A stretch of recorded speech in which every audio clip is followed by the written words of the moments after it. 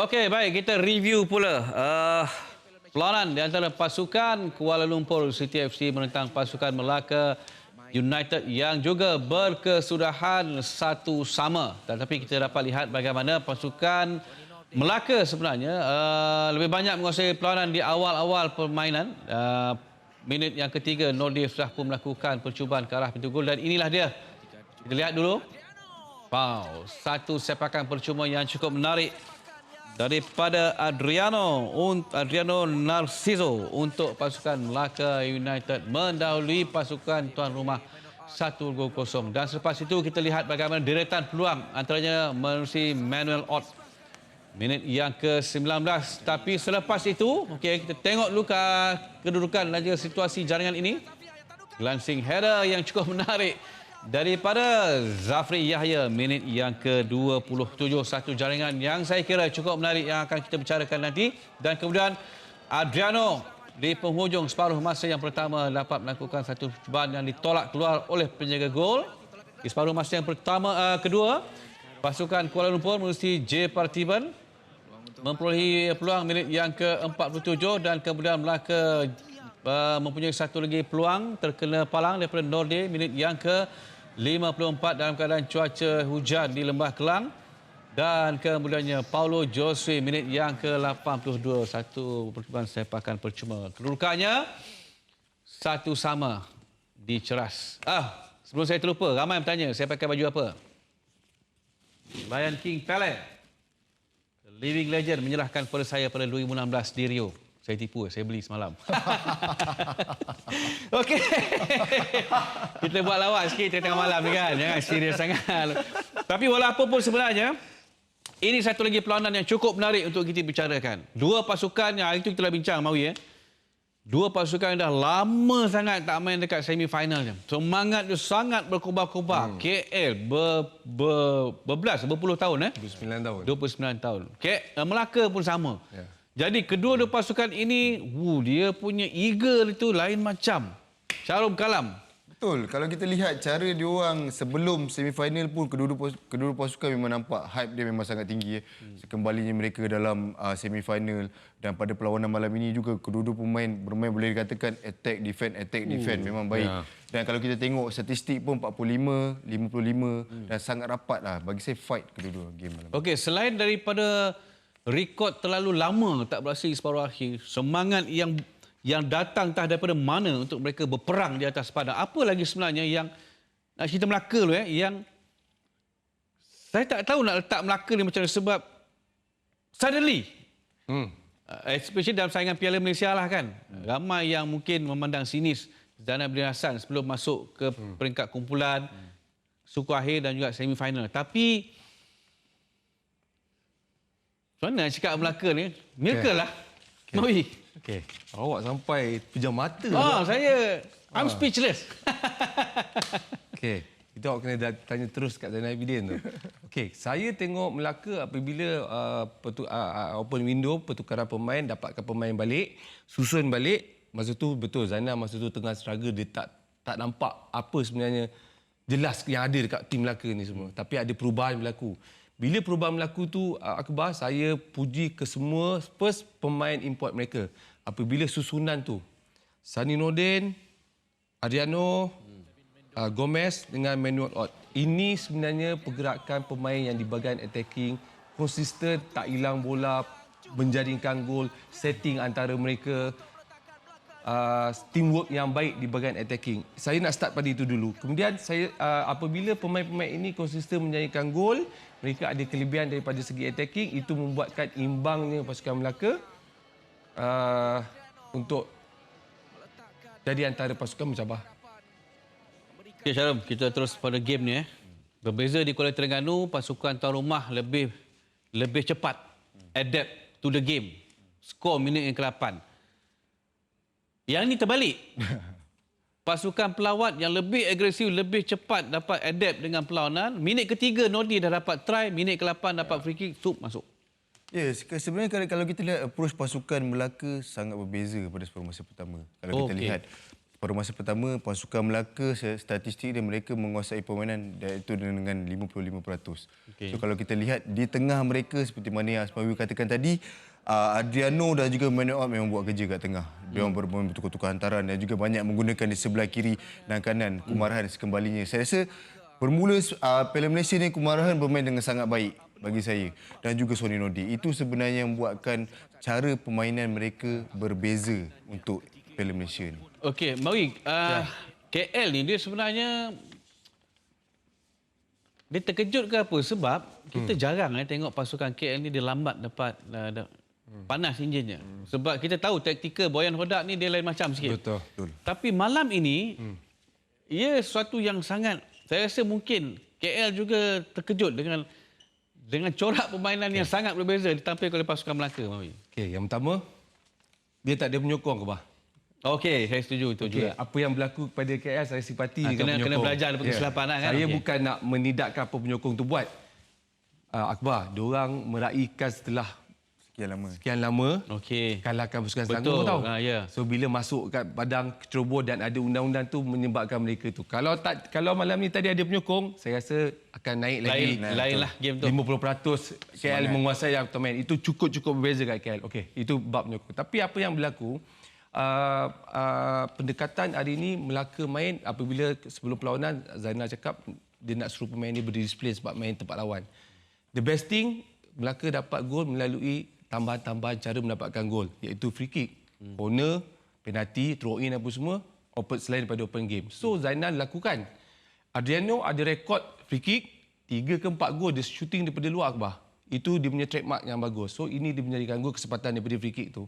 So KL hari ini mungkin saya tambah sedikit agak Romel dekat atas untuk bergerak bebas ataupun ada ruang dia tak lepas. Dia banyak bahagian dia tak lepas tu kerana saya tengok Jangsuk dengan Akmal Zahir, dua pemain ini marking dia. So saya rasa ini antara punca-punca sedikit lambatnya KL menguasai di bahagian attacking. Okey, saya tanya sebab dua-dua ni memang main banyak game, beratus game dah main, profesional and so on. Kalau kita jadi pasukan pelawat untuk aksi sama ada suku akhir ataupun kita separuh akhir yang pertama, kita bermain sebagai satu pasukan pelawat. Sebab saya tadi Mawi sebut kalau boleh pemain-pemain lebih berdisiplin. Itu kata saya. Sebab dia pasukan pelawat nak elak macam-macam lah. Kecederaan satu, yang kedua kad. Jadi apakah itu sebenarnya sudah menjadi kelaziman kepada pasukan-pasukan yang main away bila ada perlawanan timbal balik? Ya betul. Kalau sebenarnya itu adalah cara untuk layak ke final. Kalau kita lihat selepas pertahanan pasukan Melaka malam ni sangat disiplin. Okey. Apabila mereka hilang bola, mereka compact masuk ke dalam. Itu sebenarnya yang buat menyukarkan pasukan yang kita tahu Romel yang mempunyai skill yang baik, one-on-one dengan baik. Tetapi mereka, Akmal dan juga James Wan ni disiplin dia orang, dia tak keluar daripada posisi dia orang. Dia main compact dan juga Farisha juga Karanwa juga bermain baik. Dan saya sebenarnya di situlah sebenarnya menunjukkan perlawanan pada malam ini Melaka bermain baik. Mawi, kalau kita tengok on paper ada kertas tak? Ada. On paper. Okey, tengok yang Melaka punya. Kalau kita tengok Baik cikgu. Kalau kita Zainal menggunakan formasi 4-5-1. Meletakkan 5 di bahagian bawah dan meninggalkan Giovanni Gomez saja bersorangan di hadapan. Tapi ini adalah on paper. Tapi apakah di atas padang ni sebenarnya sudah pun bertukar sebenarnya? Corang permainan Melaka. Kalau on paper 4-5-1. 4-5-1 yang kita nampak atas kertas ni. On the field? On the field, totally change. Little bit. Okey. Apa perubahan yang dia dia perubahan sedikit di tu atas padang?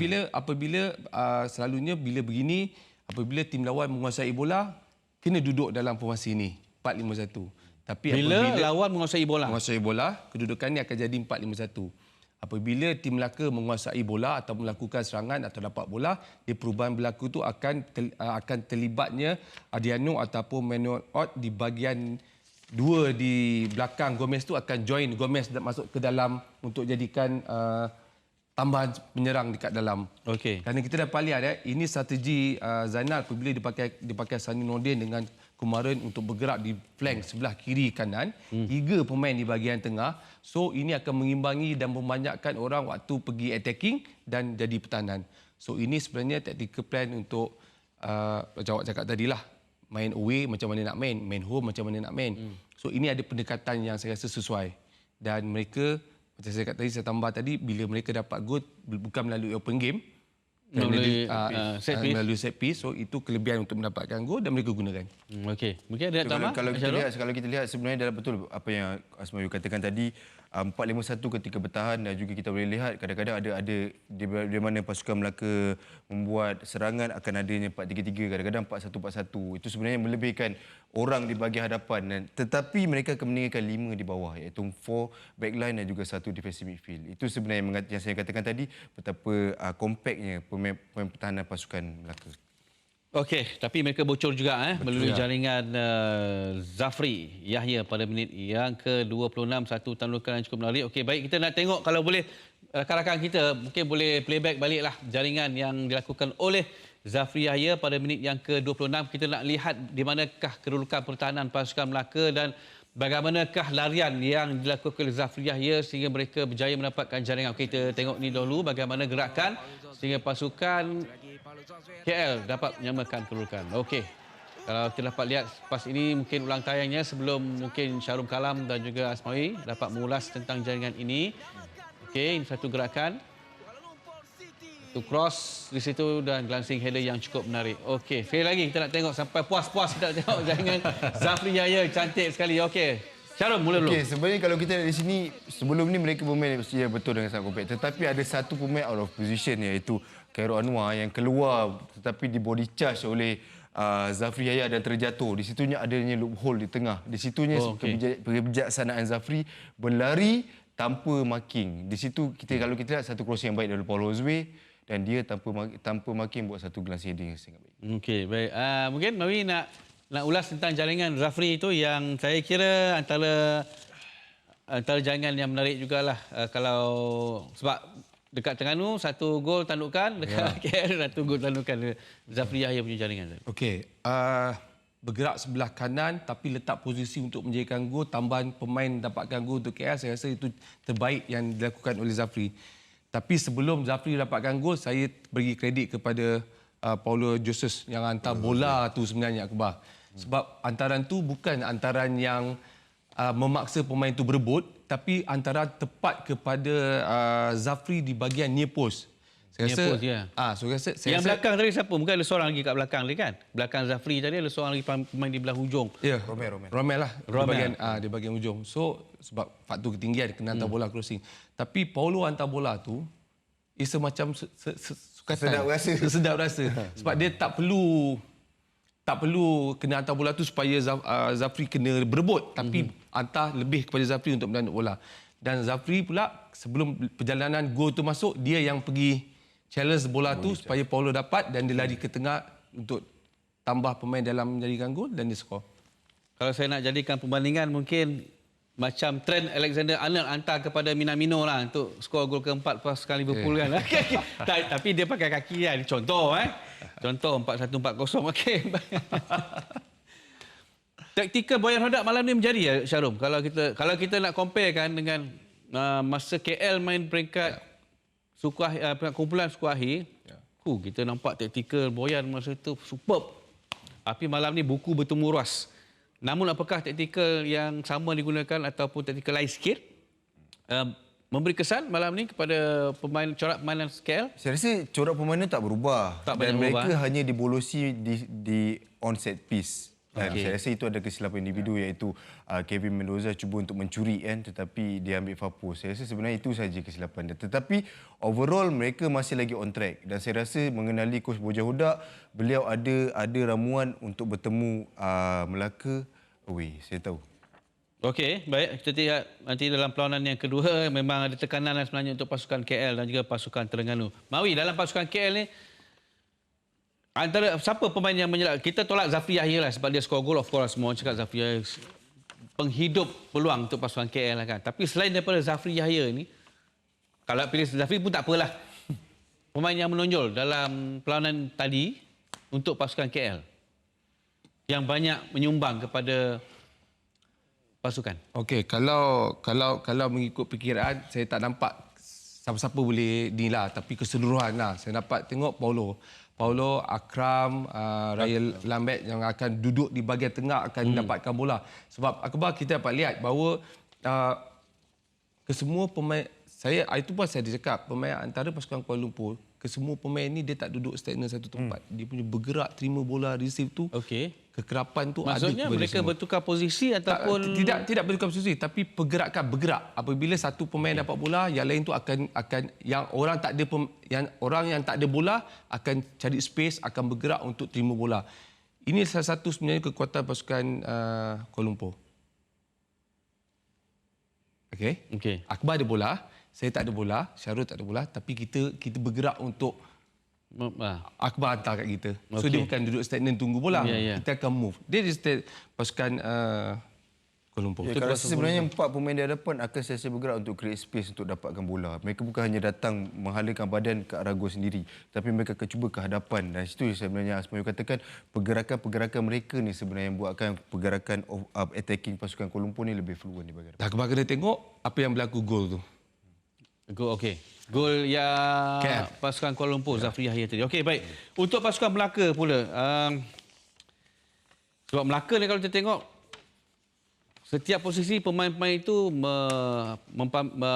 menjalankan tugas mereka dengan cukup baik.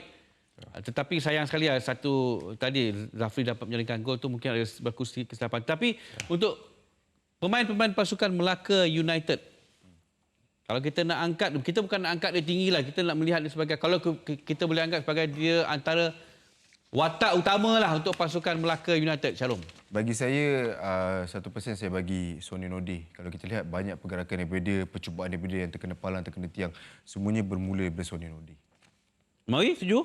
Ya, saya setuju kerana pemain berkaki kanan bergerak sebelah kiri. So dia ada dua option. Sama ada dia potong ke dalam, guna kaki kanan for shooting atau passing.